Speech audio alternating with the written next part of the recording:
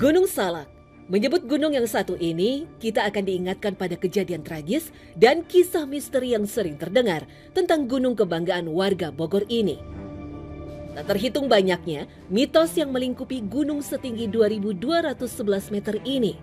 Dari tempat-tempat keramat di area gunung sampai penampakan makhluk-makhluk goib. Kali ini, tim Secret Story akan membagikan kisah-kisah mistis dari seorang pecinta alam yang lumayan sering mendaki Gunung Salak selama 10 tahun terakhir. Gilang Setia. Beberapa tahun silam, Gilang mendaki bersama 3 orang temannya. Salah satu dari mereka, Rizky, terhitung baru pertama kali menjelajah Gunung Salak. Rizky sendiri diakui Gilang tak percaya dengan kisah-kisah mistis. Bahkan cenderung ingin menantang dan membuktikan mitos-mitos tersebut. Kita naik berempat dan flashback sedikit, kita itu nemenin teman kita yang istilahnya nggak percaya akan hal gitu kan. Terus dia menantang nih ceritanya.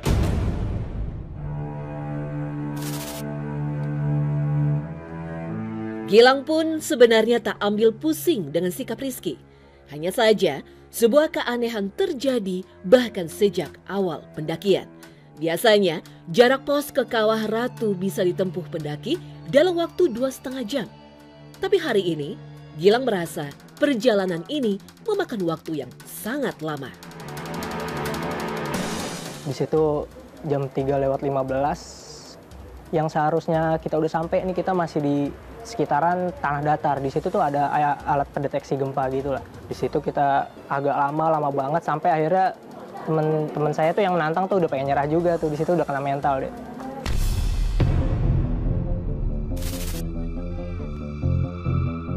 Saat itu, Gilang mulai heran dengan kondisi yang dialaminya. Jalanan area tanah datar yang sudah dikenalnya seolah menjadi susah untuk ditelusuri. Tapi Gilang mencoba untuk tenang.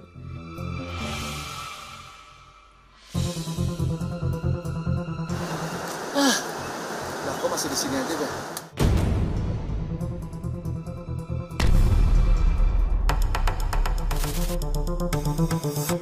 Akhirnya, setelah 2 jam berputar-putar, dia menemukan jalan ke atas.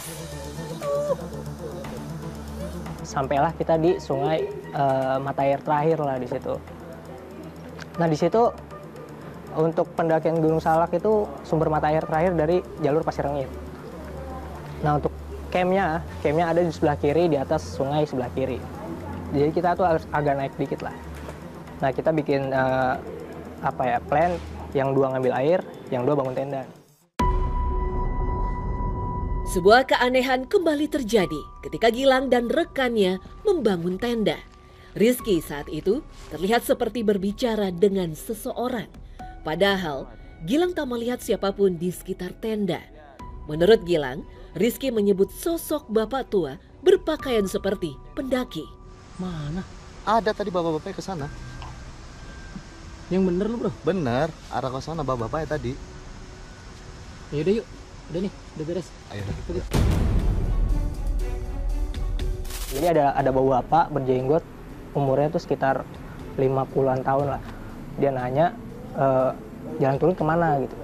Terus akhirnya saya nanya dong sama dia kan, ngomong sama siapa gitu kan. Nggak ada siapa-siapa, itu lang ada bapak-bapak gitu. Pakai baju putih, layaknya pendaki lah. Dia bawa keril dan bawa pakai celana kargo waktu itu. Dan bawa tongkat. Terus saya bilang, enggak, lu capek dah, istirahat gitu kan.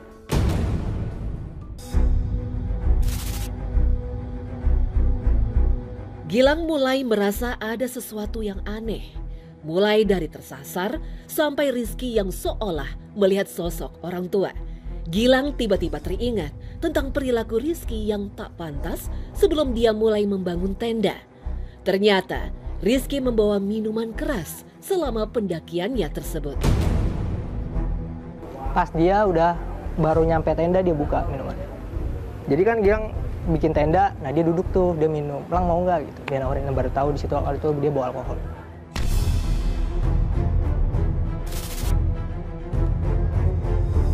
Gilang pun marah besar kala itu. Menurutnya, tindakan Rizky tersebut sangat ceroboh. Hujan yang datang tiba-tiba memaksa kelompok pendaki ini untuk masuk ke tenda lebih cepat. Mereka memutuskan untuk memasak di dalam tenda sambil menunggu hujan reda. Jendela tenda dibuka agar sirkulasi udara tetap terjaga. Saat itulah Rizky seolah melihat sosok bapak tua yang ditemuinya tadi. Hanya saja penampakannya kini sangatlah menyeramkan. Siapa? Itu bapak tadi. Mana? Ayo, itu bapak yang tadi. Ayo turun. Ayo. Itu mau turun bapak-bapaknya, ayo. Itu bapak yang tadi. Dengan baju yang sama, tapi wajah itu udah sedikit hancur gitu. Terus dia bilang, dia teriak, dia mau turun sekarang. Enggak, nggak bisa, kita tidur dulu gitu kan. Ayo turun yuk, pulang. Ayo. Meski begitu, tak ada yang melihat sosok Pak Tua tersebut selain Rizky. Gilang dan temannya merasa heran, sekaligus sedikit merinding. Ayo kita pulang yuk. Ayo kita mau pulang, bapaknya mau masuk, ayo. Jadi pas di dalam tenda, pas kita lagi masak, dia tuh nahan-nahan tenda gini, di pinggir pintu. Jadi kata dia, itu tuh ada yang berusaha buat masuk, kata dia. Jadi kayak mau nusuk-nusuk gitu loh. Dia nahan gini, tapi sepenglihatan kita tenda itu nggak apa-apa. Nggak tahu dia udah kemana-mana gitu ya. Udah kayak kena lah mungkin ya.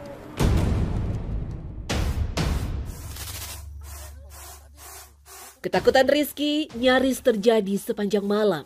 Ketika harus buang air kecil pun, Rizky mengaku tak berani keluar tenda. Alasannya sungguh membuat bulu kuduk berdiri. Pak Tua tersebut masih menunggu dengan tatapan penuh amarah. Dengan tatapan yang tajam lah, bisa dibilang tatapan tajam, dan mukanya tuh udah, kalau kata dia udah berlumuran darah. Terus di sini tuh agak sobek gitu. Pada saat itu dia langsung minta turun. Dan akhirnya kita packing. Di jam 10:30-an lah. 10:30-an. Akhirnya kita turun tuh malam-malam itu. Gilang menduga semua kejadian aneh hari itu disebabkan oleh keteledoran Rizky. Dia tidak memaksa Rizky untuk percaya mitos-mitos di Gunung Salak. Tetapi perilaku seolah menantang itulah yang disayangkannya. Kalau menurut aku sih emang karena dari awal niat sih. Karena emang dia kan awalnya nggak percaya terus nantang ya. Maksudnya kalau nggak percaya ya udah gitu, nggak percaya aja gitu ya, nggak harus nantang. Dan dia pengen buktinya di sana gitu.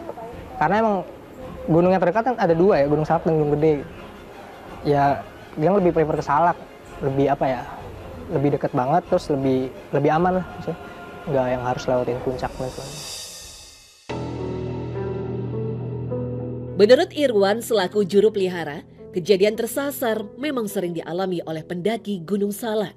Medan yang sulit serta kabut yang kerap turun tiba-tiba membuat navigasi semakin susah. Irwan juga menyebut gunung ini juga masih dipenuhi area-area terlarang yang dianjurkan untuk tidak didekati. Benar, Mbak. Kalau untuk Gunung Salak sendiri, apalagi Gunung Salak, itu mitosnya itu masih kental sekali, Mbak. Jadi kalau untuk Gunung Salak sendiri, pendaki kebanyakan nyasar itu kadang-kadang jam segini aja udah turun kabut. Jadi pandangan kita itu kadang-kadang. Terus kalau di Gunung Salak sendiri terlalu banyak, ada hutan larangan juga ada. Jadi nggak boleh masuk ke jalur sini, pasti nyasar.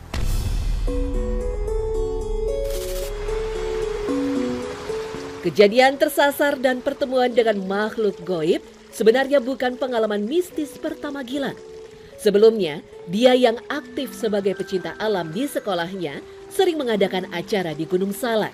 Salah satu peristiwa yang tak bisa dilupakan Gilang adalah kejadian makhluk goib yang menyelusup di barisan pendaki. Berhitung, mulai. 1, 2, 3.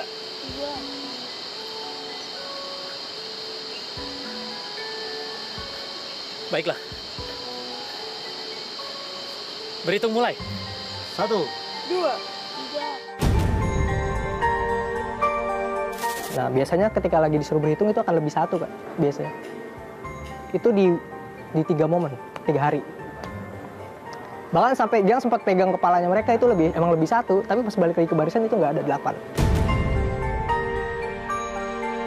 Oke, jadi untuk malam ini, untuk mengecek kalian semua coba mulai berhitung. Memang, ketika berhitung, mereka semua diwajibkan untuk menunduk sehingga wajah mereka sama sekali tidak terlihat. Gilang yang kala itu sangat terkejut, mencoba menghitung kembali dengan memegang kepala mereka yang ternyata jumlahnya benar-benar melebihi dari jumlah aslinya. 1,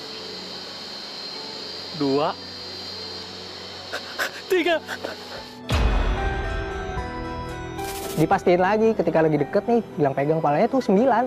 Sama kaget waktu itu saya lagi langsung lari kan ke belakang. Pas lagi gini langsung narik tangan ke belakang.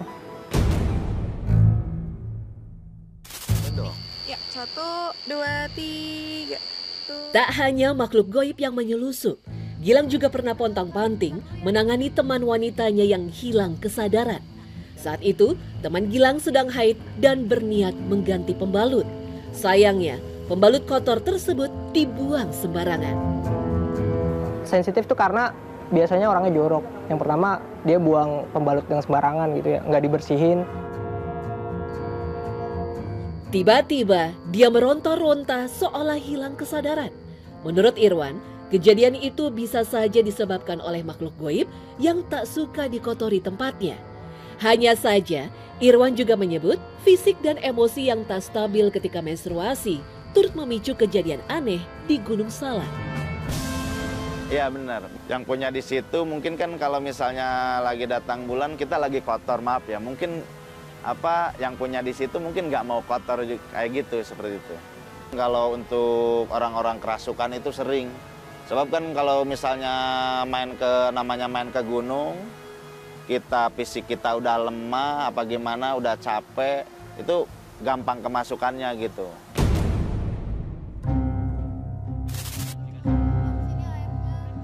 Gilang pun pernah melihat secara langsung sosok goib yang ada di Gunung Salak.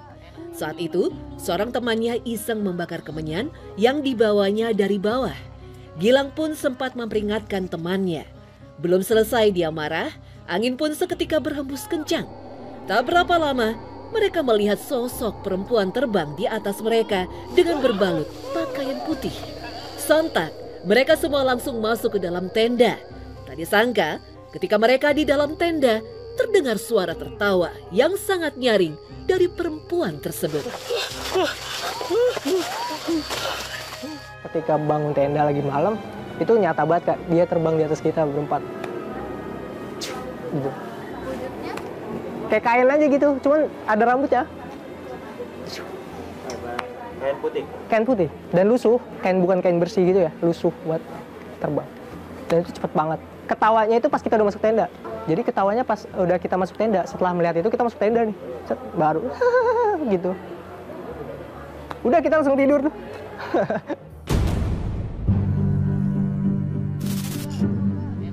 Menurut Irwan, perilaku iseng seperti itu tak perlu dilakukan di Gunung Salak atau gunung manapun. Karena hal itu dianggapnya sama saja dengan memicu kedatangan makhluk goib.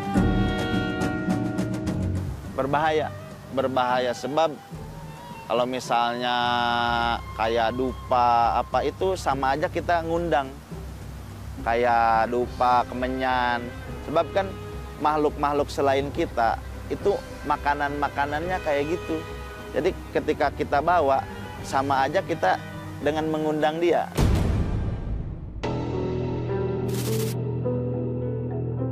Gunung Salak memang masih kental dengan mitos-mitosnya. Salah satu yang paling terkenal adalah larangan menyebut kata salak. Entah dari mana mitos tersebut berasal.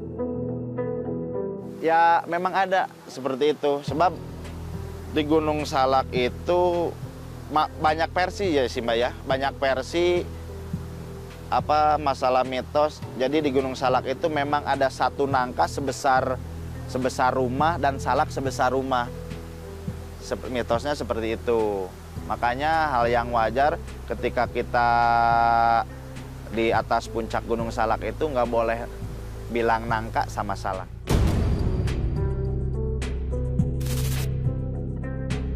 Tetapi menurut Irwan, sebenarnya jika memang kalimat itu tidak digunakan untuk menantang atau menguji kebenaran mitos, sah-sah saja diucapkan.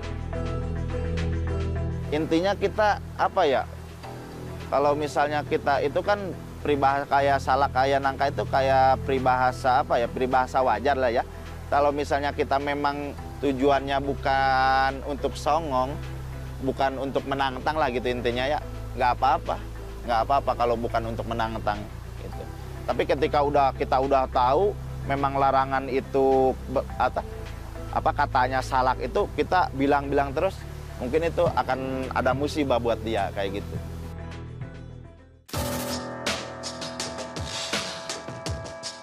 Meski dipenuhi dengan segala mitos dan kisah misteri, Gunung Salak memang tetap menjadi favorit pendaki gunung. Dengan puncak yang tak terlalu tinggi, Salak menawarkan medan yang menantang yang bisa melatih kemampuan para pendaki. Yang terpenting, pendaki harus tetap menjaga perilaku selama di Gunung Salak. Ya intinya kalau main ke area Gunung Salak, kaki Gunung Salak, ya itu tadi, itu etika kita dijaga gitu. Etika kita dijaga, sopan santun kayak gitu. Mungkin yang punya wilayah situ juga kan kesel gitu kalau misalnya kita itu songong gitu.